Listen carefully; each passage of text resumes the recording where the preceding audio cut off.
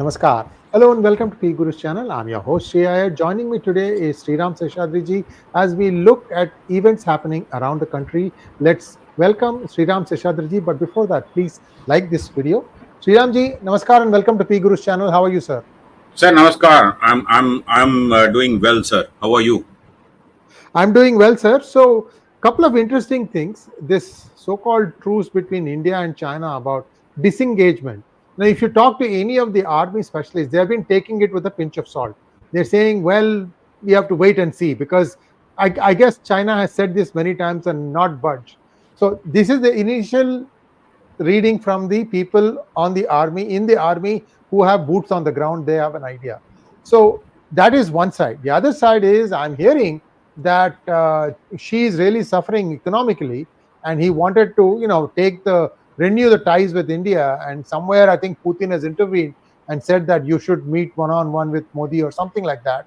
And that's how the bilateral meeting came about. And we saw some, minutes of that meeting. Usual stuff like respect, mutual respect, blah blah Yeah. blah. Beyond that, what do you see, sir? Sir, this truce is not on the entire stretch of border between India and China. This truce is limited only to Ladakh area where we had a skirmish immediately during the COVID period and Galwan Valley and etc. This truce is not extended to the Arunachal Pradesh places because that border dispute still holds good. That border dispute, China treats Arunachal Pradesh as part of Tibet, etc. So that is still going on. But eventually, this Galwan Valley issue that happened during the COVID period and then, the standoff post that, and several actions taken by government of India, sanctions against China, blocking several apps to be used in Indian, mobile network, and preventing investments from Chinese organizations. Chinese investment, direct investments were prohibited. All those put together, I think it has hurt China more than India. Of course, we are also hurt by that. I'm not going to deny the fact because our dependence on China economically is also significantly higher. Let's just say that, I want to give certain statistical information before we go further. Yeah. India depends on Chinese import on textile clothing for about 41%. And then electronics, telecom by about nearly 38-39%.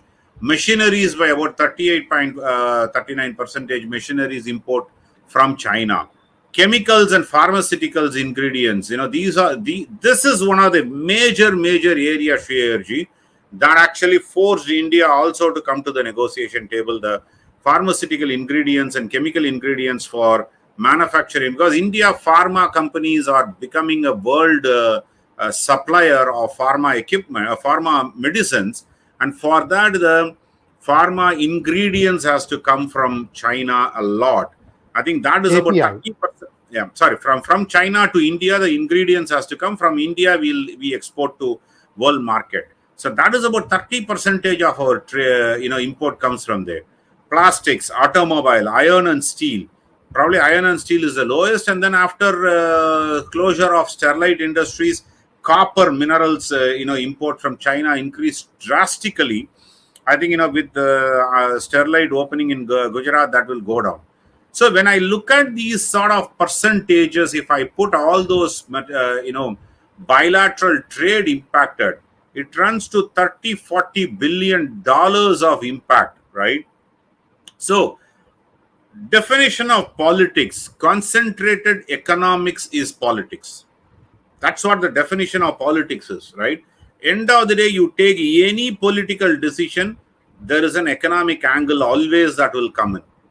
So what drove India to concede and China also to concede, maybe temporarily, like the war veterans would know far better how China will backstab, on their commitments. Definitely, that is a fact. But the reality is that it hurts economically. So the lobby from India businessmen, of course, direct, indirect pressure from China lobbyists to Indian business houses, they are definitely lobbied that their business interests are getting impacted because of Chinese investments, Chinese ingredients are costlier and dearer because of increase in the customs duty and anti-dumping duty, etc. So they need to ease out that economic situation. More importantly, China is bending back its back because their economy is in doldrums. See, you can hide. China is an iron curtain. You can hide what is happening in China to a major extent, but one cannot hide it for long. Chinese inflation increased a lot. China's, the GDP growth declined. The percentage of GDP growth declined consecutively for 3 years. So Chinese economy is in the doldrums. Majority of the global economies are in bad shape post-COVID, no doubt about it. In fact, if you look at it, US has about $300 trillion debt. Their debt to GDP ratio is alarming, somewhere around 245% or something, right? The debt is more than the GDP. Whereas India is still in the double digits only, and then debt to GDP ratio is in the range of within the double digits, somewhere around 76 or 78%, if I'm not wrong. I need to check my data, but US is having a $300 trillion plus dollars. So each American citizen has about $101,000 debt on each American citizen's head, right? The share if you divide it. But if you look at China, coming back to China, their economy is in the doldrums. And look at India's demography, population demography or age demography.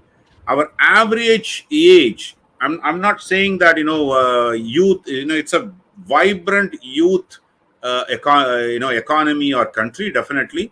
But average age is about 33 to 35, 33 or 34 is the average age. There are several people in their 80s, 90s, there are kids. So you put everything to a population of 1.4 plus billion, population. Average age is about 33 or 34, and which means any country cannot avoid but to do business relationship and economic ties and use India as a market for next 30 years. Undisputed market for next 30 years, when the average age will become somewhere around 45, 50. When you look at the population growth and all those things, average, where the consumerism will come down or the market will come down. So next 30 years, no business house in the world can do a business without India's strategy. China, no exception to that. We should understand our power. I think that is what Modi flexes, that power everywhere, that India as a market. Why is Russia supplying oil? More than 35% of our oil consumption is from Russian crude. It is not just because, we want to help Russia flourish. We also get an excellent deal on that. So our cost of import reduces, our foreign exchange depletion, managed. And a lot of people will complain, oh yeah, still our India rupee dollar ratio is still in 83, 84. We should have had our, dollar should have, Indian rupee should have appreciated, dollar should have depreciated. I'll just remind that I think we did one show, if you remember, about a year and a half back, Sree on RBI, how they manipulated US India dollar rupee exchange, maintained in at 80 to 83 rupees range, or 81 to 82, 83 rupees range for quite some time, because the deep state was trying to penetrate Indian market to dump nearly $500 billion into the Indian economy and pull out during the election, just before the election, so that if only India's RBI has not intervened and then maintained this particular dollar value, what would have happened is we would have definitely had a dollar India would have been 60, 65 rupees per dollar, or even much below, and our export contracts, long-term export contracts, would have been signed at that particular rate. And all of a sudden, when the when the dollar is pulled out just before 2024 election, all the dollar is pulled out. Indian rupee would have depreciated so much that $1 would have crossed 100 plus rupees. So it is artificially maintained at this rate. People who know economics, people who know what is the forex conversions and all those, they will understand this. So in spite of that, why I'm saying this, economics is driving this truce. The relation between China and India, Russia and China, Russia and India, the trilateral relationship is becoming stronger and stronger, because no world economy can ignore India and do business. Because next 30 years, India is going to be the consumer for the world, not China. Because China is going to be more or less internal imploded consumption. World market is not going to jump into. Of course, China is going to be the market, no doubt about it. But the most vibrant market for any global economy is going to be India for at least for next 30 years. I think Modi has understood that very, very clearly. That is why he is able to maintain a relationship with Iran and Israel. He is able to maintain a relationship with Ukraine and with Russia. He is able to maintain a same set of relationship ties with US and Russia. And he is able to maintain a same relation with China and Japan. All these unknown, see, the external affairs, this sort of foreign policy was unknown to India for quite some time. Until 2014, we never used our power of market for to leverage. We are able to have a great relation with Saudi Arabia and UAE and still maintain a great relationship with Israel. So this very complex foreign policy and relationship, in spite of all this, it's not, of course, it is definitely very hard work by about external affairs ministry and all, diplomacy, etc. No doubt about it. But what is driving that is fundamentally the economics. Ignoring India as a market, no country can have their survive. That is a reality. And that is what Modi has understood very, very clearly. And he is now utilizing that for the betterment of the country. So China and India, the bilateral ties and truce, I think more than after 5 years, India conceded to meet, Modi conceded to meet Xi Jinping. Because there is a need, mutual need is there. For China, Indian market needs to be opened up. And for India, the ingredients from China are very, very mandatory for us to sustain our business growth. Because otherwise, we are going to suffer economically as well on our manufacturing sector. So we needed that supply. But there has to be a very big caution. While China did not blanket truce, they did not do it on the thousands of kilometers on the border. Border disputes still exist only in Ladakh area. Likewise, on the business ties also, India has to exercise huge caution not to impact our domestic manufacturing, especially not to impact our traditional manufacturing. And say, for example, plastic, for quite some time, plastic products used to be a cottage industry in India, Sree Iyer ji.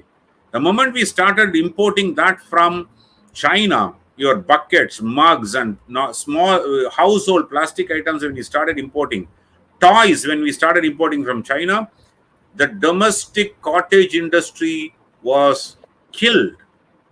I think it is reviving today. As we speak, it is reviving today. So India has to exercise very big caution that it is not a blanket economic opening of the market, but it is specific for the ingredients, what benefits us. I think that's where both the countries are treading very carefully. But the fundamental reason of the truce is not that China changed its heart and then had a change in their heart and then India succumbed to pressure.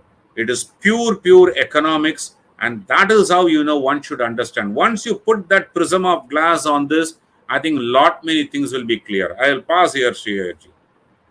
Thank you so much, sir. And we have a couple more important topics to cover. And I think what you said is right. Even in Depsang also there are some questions being asked. So this will sort out itself out in a few days. That's okay.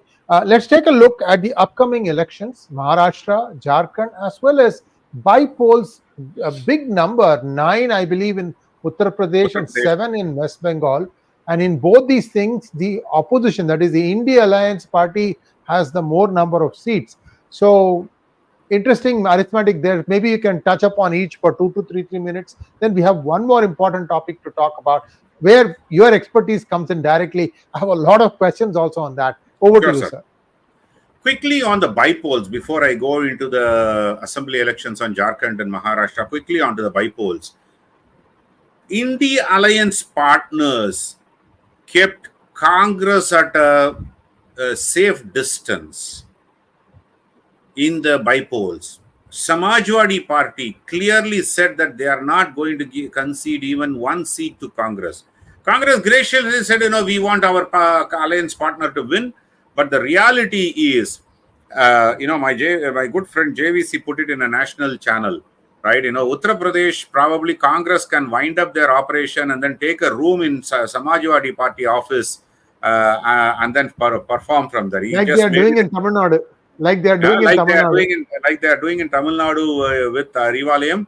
I think in Uttar Pradesh they can actually wind up their operations and then because the Priyanka Vadra is also moving to Wayanad and then this is Uttar Pradesh. That's a reason. Of course, out of the 9, I think 4 I think BJP will win and then 5 for Samajwadi Party at this point in time, because all these seats are Samajwadi Party's stronghold seats where they just resigned because they won the MP election and then resigned, and then that's why it is coming for poll. But any by-election, if people do expect that state government will, the current state government, whichever party in the state government will win it, I think Uttar Pradesh, it is going to be difficult. 4 for sure, and then at least 5 would be very decent victory.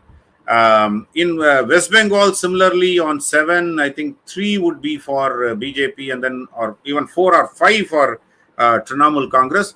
There, even 7 would go to Trinamool Congress, in my opinion, because the state government is ruthless there, and they will ensure that the opposition doesn't even get a deposit. That to that extent, they will definitely work. Because state government is going to be ruthless in Trinamool Congress ruled West Bengal. So even 7 out of 7 may go to West Bengal. So why I am saying this upfront, Sree Iyer ji, is when the election come out, when the election results are out on November 23rd, if I'm not wrong, 23rd or 26th, 23rd. I think November 23rd is the election result. What the loss that the India Alliance is going to face in Jharkhand and Maharashtra, they will have a solace in the local, the by-elections, and then, media will target, Congress will target that and say, hey, look, across the country, the election happened in 7 states, and then 5 states BJP lost, and then only 2 states they won, as if, it's a full state election, right? So that is why I'm preempting that. Bihar, I think Bihar is going to be, I think 4 or 5 seats, 4 seats if I'm not wrong, and then even there, RJD gave a seat to Communist, but not to Congress. So post Haryana election result, I don't think even the alliance partners don't want to touch Congress even with a barge pole, right? That's how they are treating Congress. And there also, and I think, it's a stronghold of RJD, their existing seat only they had lost, and then possibility of RJD winning is high. The interesting state to look at is Punjab. Because Punjab, I think there's a 5 Bypolls are happening in Punjab. And why I am saying it is very interesting is, BJP is concentrating enormous there. They are putting the big wigs, tall leaders, ministers to work there. And they are very, very serious about Punjab. Shiromani Akali Dal refused to, or they boycotted the Bypolls. So the probability of Shiromani Akali Dal votes may turn out to become BJP's votes, or possibility exists. Congress is nowhere there. It's almost overshadowed by Aam Aadmi Party. Aam Aadmi Party is, suffering a huge amount of anti-incumbency in Punjab. So Punjab probably is a resurrection of BJP in Punjab. Could be the foundation stone can be laid using this by-election, because in a by-election of winning against the ruling party, even if you win 2 or 3 seats out of the 5, it's a huge victory. That's why I want to look at Punjab as a very, very important state, Sree Iyerji. And of course, we are talking about Kerala, Wayanad, Priyanka Vadra will probably win hands down in spite of anger against the Gandhi family in Wayanad. Because during the landslide, a lot of people showed their anger to Rahul Gandhi when he visited. And, he conveniently contested in 2 places and then, gave up Wayanad. But just to keep it within the family about that, Priyanka Vadra is contesting. It is her first maiden election. And that victory, people will talk very big, because definitely, first time she contested and she is welcomed by the whole country with that election result. So all those election gimmicks will be played. So that's a scenario on the by-elections. Let's come to the primary main elections. Jharkhand, I think we spoke about Jharkhand. We didn't speak about Jharkhand last time, but Jharkhand, I think in my opinion, BJP is in a pole position to form the government on its own with about a 50 odd seat, in the range of 50 odd seats that they may win in Jharkhand. The reason I'm saying that is, once again, like Chhattisgarh, it is going to be a huge eye-opener for BJP. Even though Rahul Gandhi goes and talks about caste census and everything, and Shibu Soren party is the main opposition there, main opposition for BJP there. It's not Congress. It is a regional party versus BJP there. I think BJP's alliance is intact, and in my opinion, Jharkhand is going to be home run for BJP, at least with about a 50 seats victory in Jharkhand. So we need to wait and see. I'm just taking a punt at it, and then we a little more closer to the election, we will be able to give a little more insight into the the prospects. Maharashtra, 6 months before any pollster would have written down NDA in Maharashtra, right? Written off Maharashtra for NDA. And they would have said Maha Vikas Aghadi is forming the government. Today, the fortunes are turning.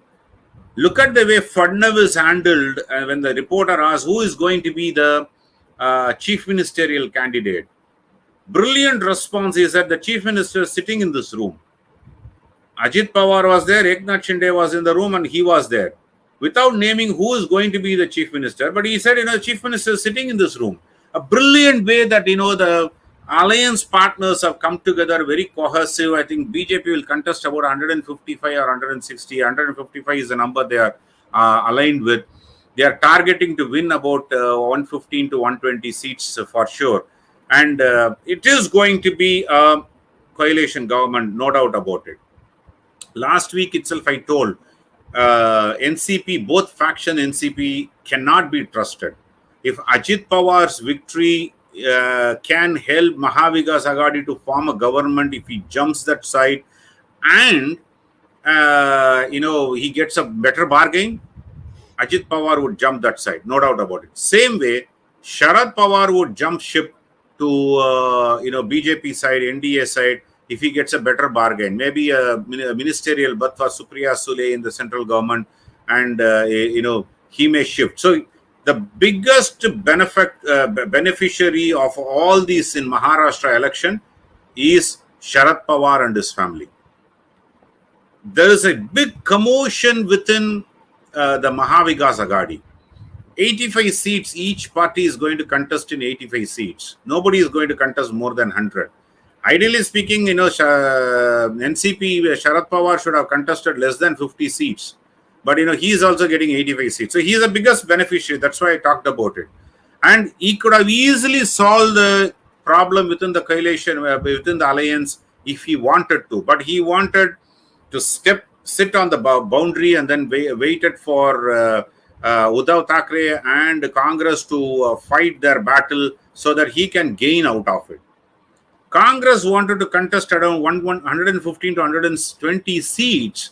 Now they are contesting nearly 40 seats, 35 seats less than their number. So Congress in those 35 seats, whichever the 35 seats, are going to make the alliance partner lose, or there are going to be a rebel candidate that's going to contest. Samajwadi Party went and declared 2 or 3 seats that they already declared their candidate. Samajwadi Party is going to probably contest about 12 seats. That's what they are claiming to be. So the huge commotion within the Maha Vikas Aghadi. Uddhav Thackeray, after the election, if he decimates with about lower 2-digit seat that he wins, he wouldn't mind jumping to NDA's fold also. So, end of the day, 6 months before Sree Iyer ji, NDA was written off in Maharashtra. Today, it is turning around, and then I'm still not calling it out as an NDA victory. It is going to be a very, very, very tough election. But post-election realignments is inevitable. 𝗥𝙧𝙤𝘀𝘀 will continue with BJP. There's no problem with that. Either Uddhav Thackeray will eat an humble pie and then he will come and join NDA, or Sharad Pawar may join NDA, or Ajit Pawar will leave and then go to Maha Vikas Aghadi. What BJP's strategy is, they want to win the election, 3 coalition partners, and they want to form the government with just 2. As long as 𝗥𝙧𝙤𝘀𝘀 sticks with them and BJP together, they can form the alliance. Even if Ajit Pawar moves out, they could form the government. Other way around, if 𝗥𝙧𝙤𝘀𝘀 leaves somewhere, he decides and then he wants to become larger than life, and then Shiv Sena wants to leave, BJP with Ajit Pawar would form the government. So BJP is coined their strategy in such a way that if one of the alliance partner remains with them, BJP will be able to form the government. That is a NDA government. That is what they are targeting. They don't anticipate both the alliance partner to leave and then go to, and if they do that, Congress will break and then will come to BJP. That is what I'm sarcastically making that comment. But end of the day, BJP will ensure that they don't concede a government to Congress in Maharashtra, because the moment it happens, Congress revival is guaranteed, because Maharashtra will fund the coffers of Congress. That BJP wants to prevent, so that Congress once again becomes a highly weak party, an alliance partner would not consider them as a real equal, national equal partner, right? I think that is what BJP's strategy is, and RSS is once again fully involved in Maharashtra election. The second big election victory, RSS, if it delivers, then RSS influence in the party will be re-established, which they lost in 2024. I think I'll pause here, Sree Iyer ji, with the election outcomes or election analysis of the by-elections as well as Jharkhand and Maharashtra at this point. Thank you, sir. And now let's talk about the BRICS currency, the new BRICS currency. One of the things that I'm curious about, see, the name is called unit. I mean, whenever that sees the light of day, we don't know.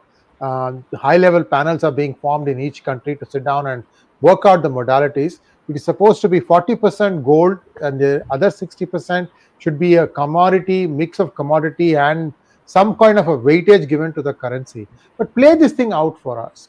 So how is this going to happen?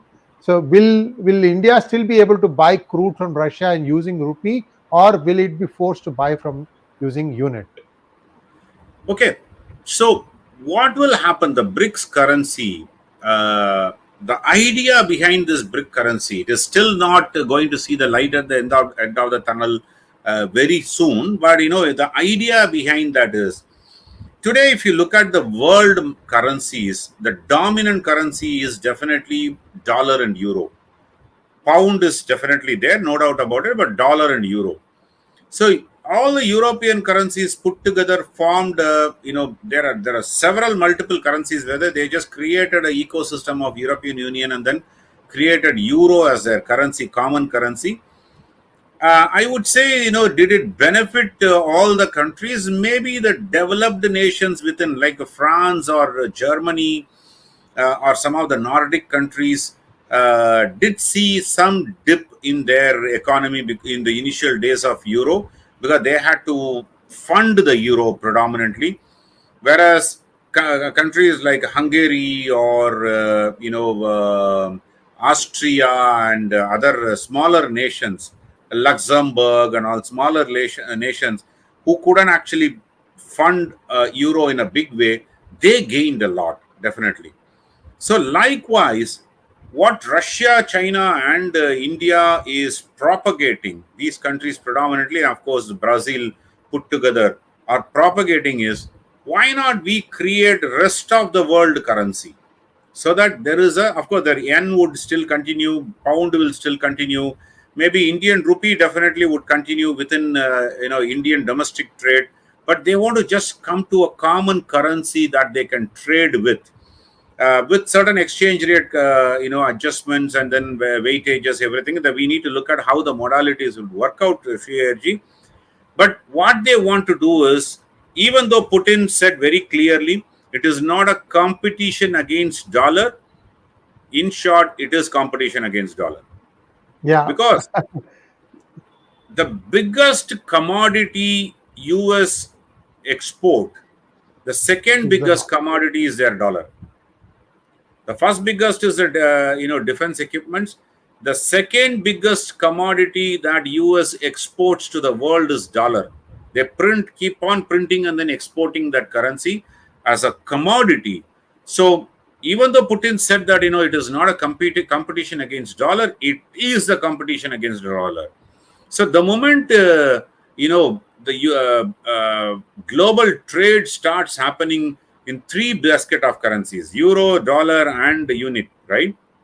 Then what will happen is the realignment of Asian countries, the east of the world will realign and then form its own economy, form its own currency, and then that becomes a huge competition to America. In fact, to an extent that American economy already is in a bad shape, because with the inflation, high inflation rate, and then with a 300 trillion debt on America, with a huge 240-250% debt equity ratios, etc. It is all surviving only because of the dominance of dollar. The American economy is so vibrant that it is still surviving in spite of all these parameters, negative parameters on the economic front. Is surviving and even dominating is because of its world dominance because of their currency. You pull that out, then America will succumb to several pressures. So end of the day, what China and Russia's intention is to take away the dominance America has on the world economy and then currency market. Of course, India too wants to play that game, because it is going to be, I'm not going to say that it is going to be beneficial to India or not, but definitely, India being part of a global currency, and it's a free convertibility. What will happen is, today we have only a partial the capital account convertibility is still partial. Current account convertibility, we still have it in India, but capital account convertibility is still partial. So probably with this, the capital account convertibility also will be 100%, which means Indian economic growth can be spiraled. So I'm still need to analyze that fully as to what is its impact going to be on the overall Indian economy when it comes to, and what sort of arrangements, modalities, and who is going to be the custodian of funding this particular currency. It's going to be 3 or 4 countries for sure, and maybe some of the Middle Eastern countries also will be part of the signatories for this forming this currency. But one need to see what are those modalities. But definitely the dominance of dollar will be taken away, and which means the the BRIC currency, Euro currency, and dollar, US currency, are going to have a level playing field, and most of the global trade will start happening in this. That will diminish dominance of US on various the big brother dominance that US is having. So even though he said this in black and white, it is not, but that is the underlying factor. And then this unity is very important. What will happen for Indian rupee currency purchases? It will happen only in this BRIC currency for sure. But end of the day, we will have a favorable, exchange rate, because we are going to be one of the signatories and going to fund this currency. Then naturally India will have a very favorable conversion rate for the BRIC currency. So with that, I think dealing with China and maybe with Russia or even Latin American countries, instead of buying it in rupee, buying it in BRIC currency is still going to be beneficial. But we need to still see what are all the modalities. Whether it is going to see at the light at the end of the tunnel, we don't even know. There could be a lot of differences that would come in, and the people who are going to sponsor to this and then signatories to that may have their own agenda. So we need to wait and see for that. But at this point in time, a dominant third alternate currency, emergence of dominant third alternate currency, definitely is going to be a game changer in the global economic trade, because Chinese renminbi, the yuan, is not as strong as one, even though it is part of the basket of currency. But nobody knows how the valuation happens. Nobody knows the intrinsic value of Chinese currency. So because of this, China is also not able to emerge as a third alternate currency in the world. And the ruble is never been dominant currency in the world. So in spite of being two large economy, two dominant countries, and part of UN Security Council, permanent members having a veto rights, etc., these two large countries, their currency is not a dominant currency in the world. Because of this, they have a motivation to create a dominant currency, and India too wants to be part of that. Is a welcome, and it's going to be a game changer. We will actually do more analysis on that when details emerge on that sphere. Thank you so much, sir. I just want to take one question, because we are, I know you have a hard stop. We'll just take one question. This is from 𝗤𝗍𝘍. Namaskarams. Why is India not producing those ingredients? Our pharma industry is excellent in itself.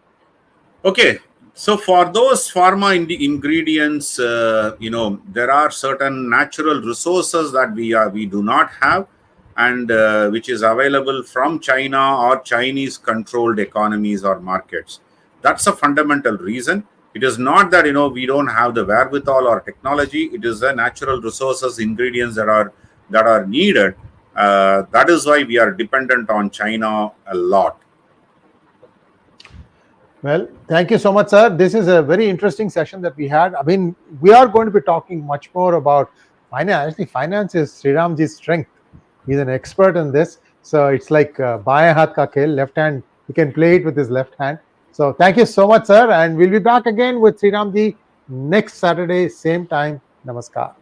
Namaskar.